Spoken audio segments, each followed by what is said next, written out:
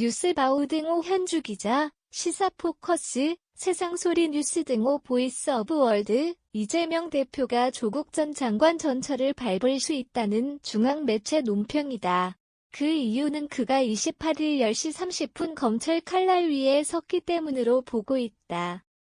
거듭되는 수사 국면의 이 대표 본인과 민주당이 검찰과의 전쟁에 매몰됐다는 매체 평가라 혹여 총선까지 그가 조국의 늪에 빠졌지 않냐는 시각이 지배적이다. 그가 지난 12일 신년 기자회견에서 윤석열 대통령의 중대선거구제에 맞서 4년 중임제 개헌 영수회담을 제안해 돌파구를 마련하려 했다. 하지만 대통령실이 국회에서 논의할 사안이라 일축했고 형편이 닿는 대로 야당 지도부와 만나겠다는 정도 얘기뿐이었다. 정부 여당과 차별화를 위해 애쓰는 부분이 9대 민생 프로젝트라는 새 이슈다. 하지만 검찰 수사 논란에 묻혔고 국민 50% 이상이 이재명 검찰 수사 마땅하다는 여론이 지배적이다. 어떤 이슈를 던져도 결국은 검찰 얘기로 돌아온다. 마치 늪에 빠진 듯하다는 이 대표 측의 원호소를 매체가 옮겼다. 인사청문회를 사흘 앞둔 조국 전 장관이 검찰 수사 늪에 빠져 허우적대다 그만 36일 만에 장관 사퇴 수순을 밟았던 사례가 소환되고 있다. 이재명 조국 모두 검찰 악연이란다. 2019년 조국 사태가 다름 아닌 이재명 사태로 이름만 바뀌었을 뿐이다. 당시 조 전 장관 자택을 압수수색하자 민주당이 당력을 집중했던 전철이 이 대표 케이스에 그대로 이어진다는 평가다.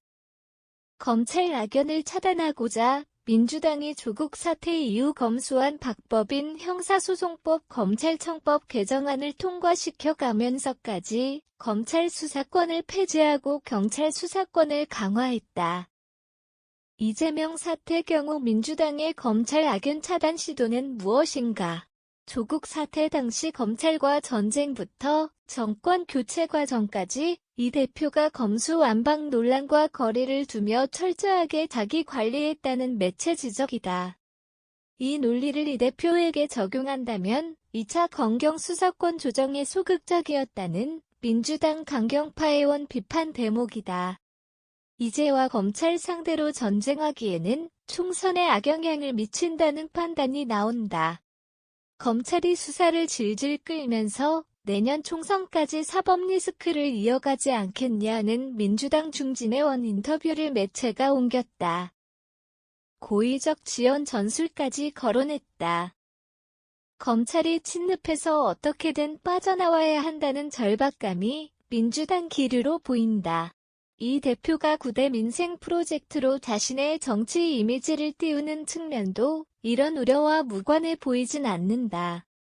이 대표가 애초 대선 때부터 유능 경제대통령 이미지로 승부수를 띄우고는 검찰개혁은 속된 10대 공약을 중앙선관위에 제출했다고 전해진다.